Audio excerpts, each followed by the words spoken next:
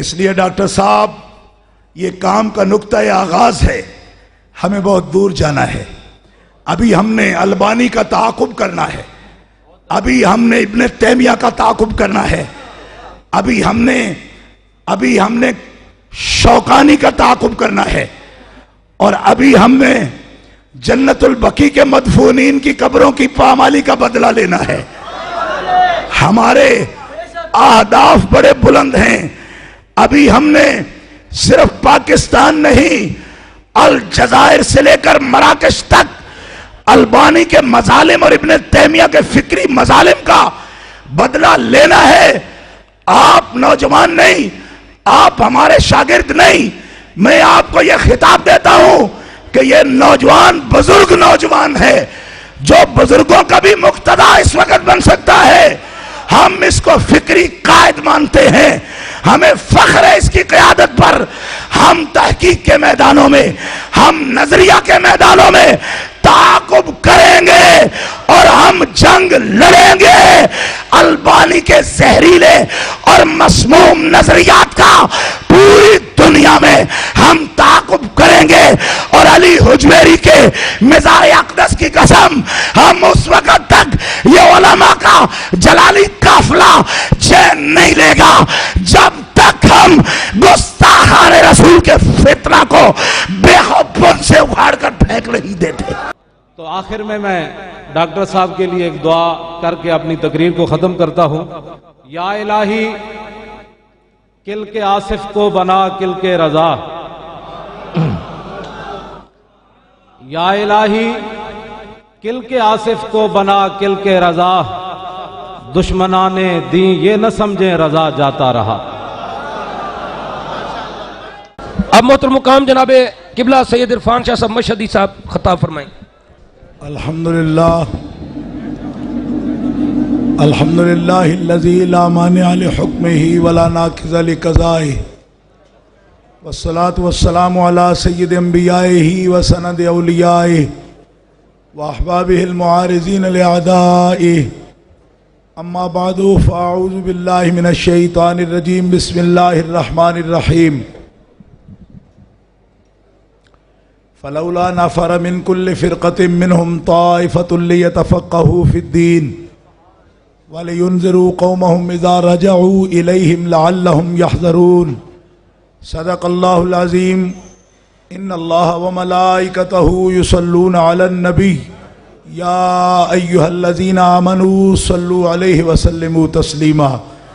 اللهم صل على سيدنا ومولانا محمد وعلى آلہ وصحبہ وبارک وسلم۔ صلاة وسلاما علیک یا رسول اللہ، صلاة وسلاما علیک یا حبیب اللہ۔ مولاي صل وسلم دائما ابدا على حبیبک خیر الخلق کلہم، یا اکرم الخلق ما لی من نلوذ بہ سواک عند حلول الحادث العممی۔ یا رب بالمصطفى بلغ مقاصدنا واغفر لنا ما مضى یا واسع الکرم۔ هو الحبیب الذی ترجى شفاعته لكل ہول من الاحوال مقتحم۔ اللہ تبارک و تعالی جل شانہ وعز اسمہ تبارک و تعالی کی حمد و ثنا حضور سید عالم نور مجسم شفیع معظم قائد المرسلین سید النبیین جناب محمد مصطفیٰ احمد مجتبیٰ صلی اللہ علیہ وآلہ واصحابہ وبارک وسلم کی بارگاہ اقدس و انور میں ہدیہ درود و سلام پیش کرنے کے بعد، معزز و محترم حاضرین، سامعین، اہل اسلام، اہل سنت و جماعت، عاشقان مصطفیٰ، آج سب سے پہلے ماہ ربیع الاول شریف کی آمد کی میں سب عاشقان مصطفیٰ کو مبارک پیش کرتا ہوں۔ آج کی یہ عظیم تقریب، یہ سیمینار ایک دینی مسئلہ کے احیاء کے لیے اور اس کی حقیقت کو واضح کرنے کے لیے منعقد کی گئی اور آپ نے دیکھا اور سنا کہ ہمارے ممتاز عالم دین اور دینی اسکالر اور محقق اور مفتخر علماء عرب و عجم نازش اہل سنت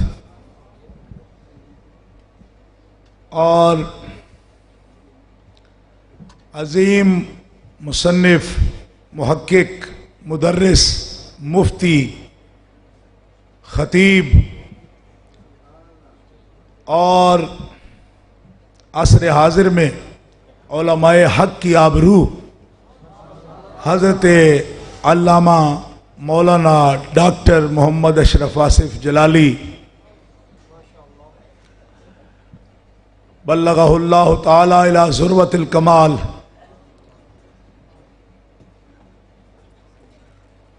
آپ نے آج کی اس تقریب میں غائبانہ نماز جنازہ کے مسئلہ پر تحقیق پیش کی ہے اور اہل سنت و جماعت احناف کا مسلک واضح کیا ہے۔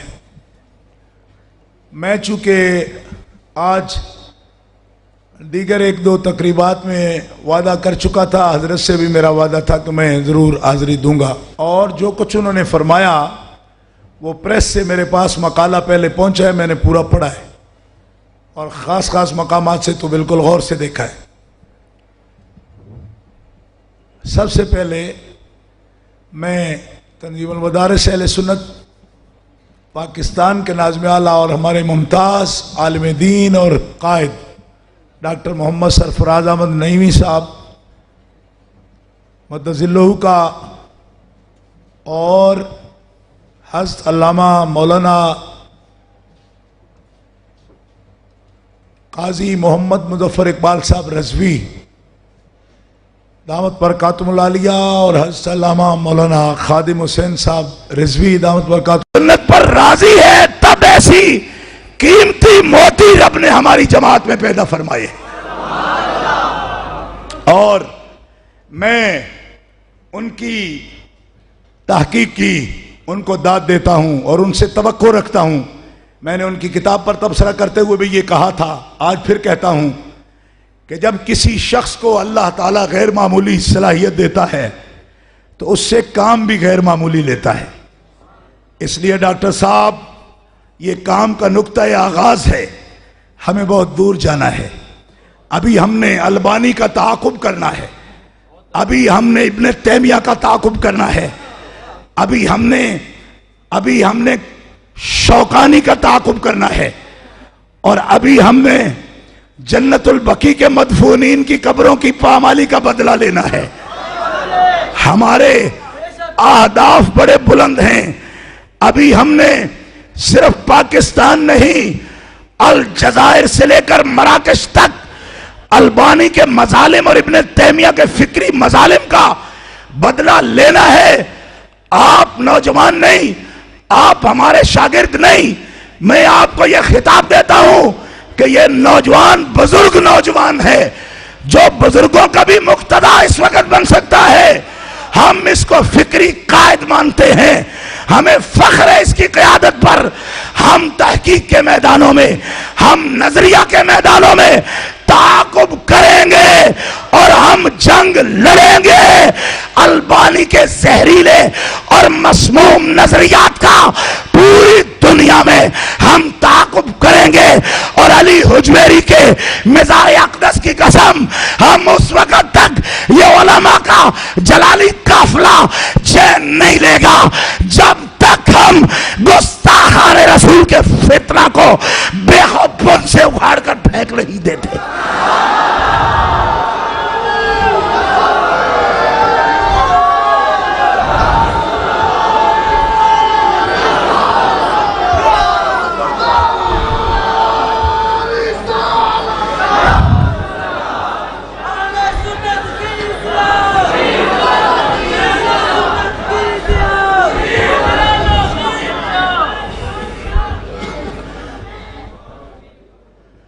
ہماری جماعت میں ایسے افراد موجود ہیں اور ہم پر امید ہیں. ابھی بھی الحمدللہ ہمارے پنجابی میں کہندے وہی جلاں چکانے ہوندے رہندے. ابھی میرے حافظ الحدیث کے اس گلشن میں بہت سے مہکتے پھول ہیں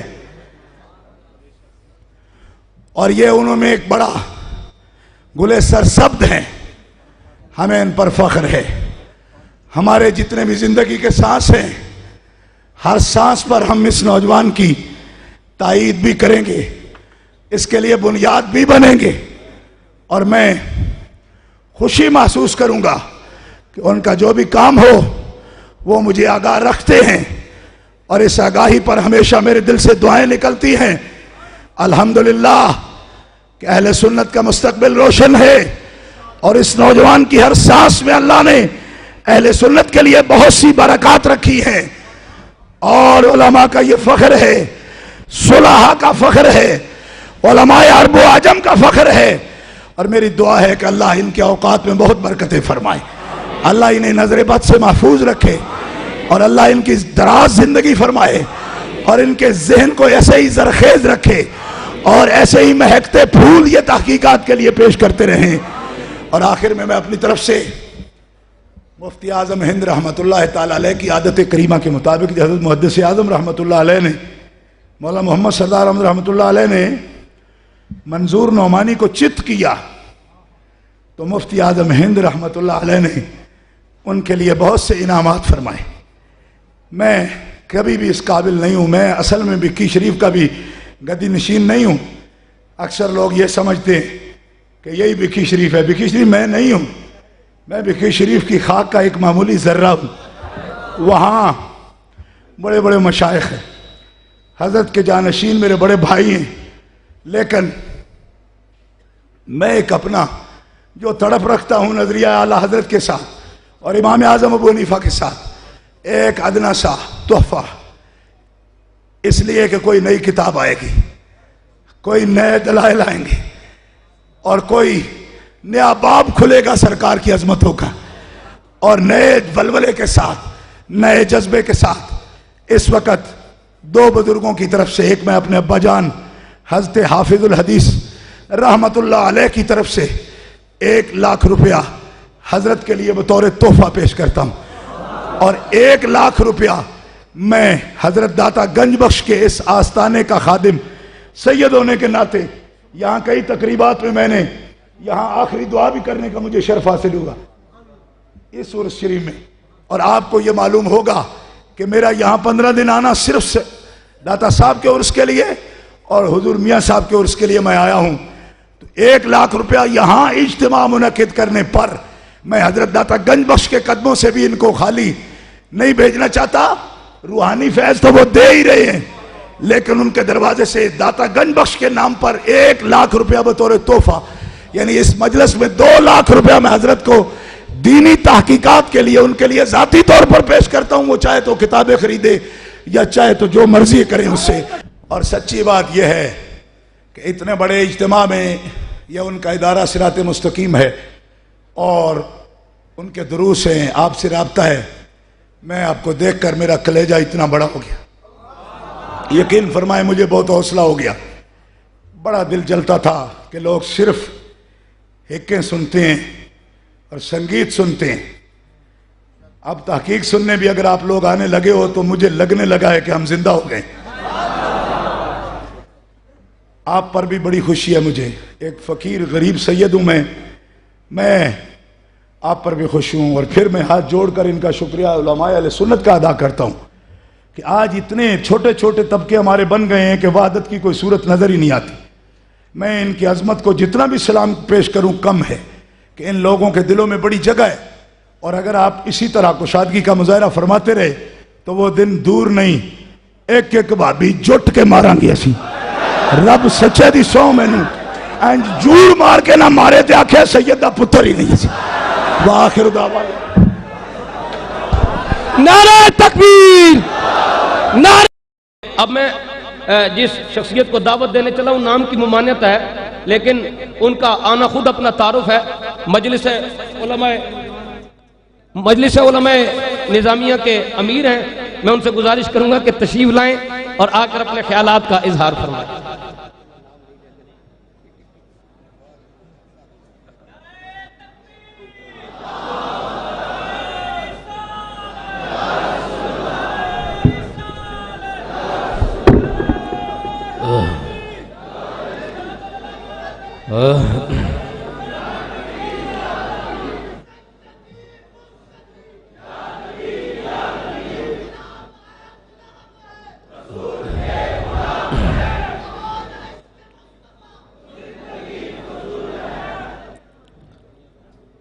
الحمدللہ رب العالمین والعاقبۃ للمتقین والصلاۃ والسلام علی اشرف الانبیاء وقائد المرسلین وعلی آلہ واصحابہ ومن تبعہم بإحسان الی یوم الدین،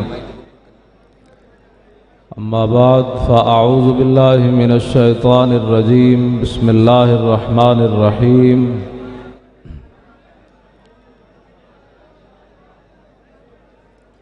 وَإِنَّكَ لَتَهْدِي إِلَىٰ صِرَاطٍ مُسْتَقِيمٍ، صدق اللہ العظیم۔ گرامی قدر حضرات،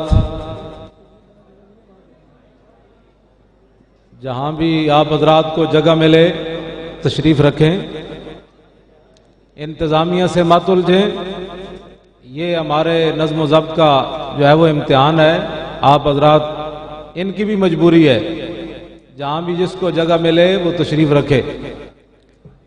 گرامی قدر حضرات، قبلہ علامہ الحافظ ڈاکٹر محمد اشرف آصف جلالی صاحب زیدہ مجدہ الکریم،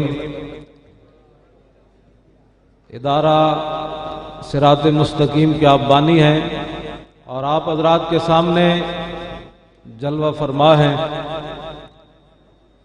آپ بڑے تحمل سے تشریف رکھیں، یہ بڑا ایک علمی موضوع ہے جس پر آپ نے گفتگو فرمانی ہے، یہ کوئی مناظرہ کا رنگ نہیں ہے،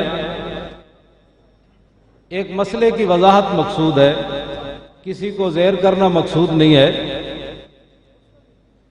اعلیٰ حضرت عظیم المرتبت نے غائبانہ نماز جنازہ کے مسئلے میں نواب صدیق حسن خان بھوپالی کا تعاقب کرتے ہوئے، یہ صرف ایک علمی بات ہے، اس کے اندر کوئی ایسا مسئلہ نہیں ہے۔ اعلیٰ حضرت فرماتے ہیں کہ نواب صاحب نے عون الباری شرح بخاری کے اندر لکھا ہے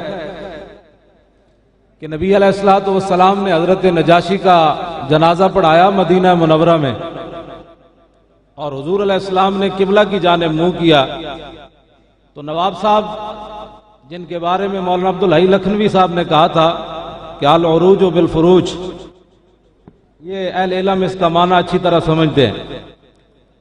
اعلیٰ حضرت فرماتے ہیں کہ نواب صاحب نے یہ لکھا ہے، یہ ایک علمی بات ہے، کسی پر کوئی تنقید نہیں ہے، نہ فرقہ واریت ہے، کہ نواب صاحب نے لکھا ہے کہ حضور علیہ السلام نے قبلہ کی جانب منہ کر کے نجاشی کی نماز جنازہ پڑھائی، تو اس حدیث سے ثابت ہوتا ہے کہ اگر امام کا رخ قبلہ کی جانب ہو اور میت جو ہے وہ غیر قبلہ پڑی ہو تو نماز جنازہ ہو جاتی ہے۔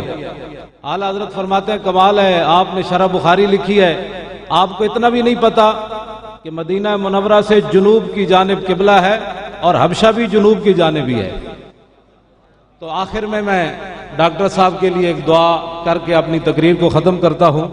یا الہی کل کے آصف کو بنا کل کے رضا، یا الہی کل کے آصف کو بنا کل کے رضا، دشمنان دین یہ نہ سمجھیں رضا جاتا رہا۔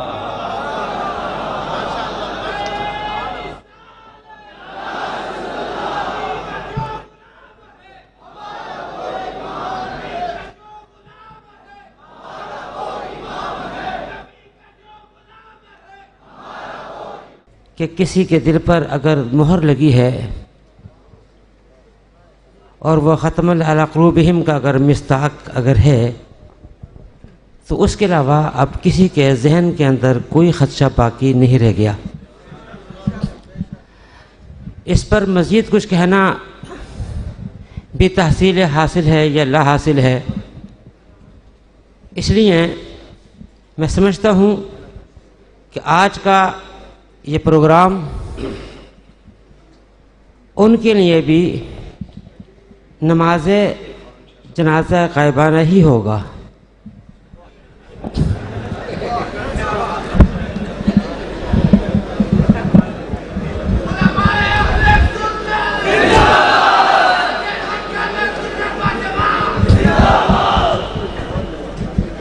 اور وہ جان چکے ہوں گے کہ غائبانہ جنازے کے اندر انسان کے اوپر جو کیفیات گزرتی ہوں گی وہ کیا ہوں گی. نماز جنازہ اگر سامنے موجود ہے، یعنی جنازہ اگر موجود ہے، حقیقت کے اندر وہ بھی ایک ایصال ثواب ہی ہے.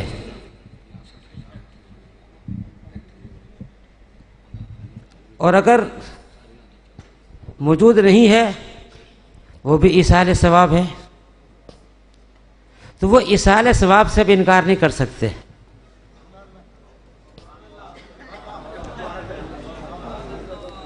اور ہمارا بھی دعویٰ یہی ہے کہ ہم ایصال ثواب کے قائل ہیں. اس لیے اگر ان میں تھوڑی سی بھی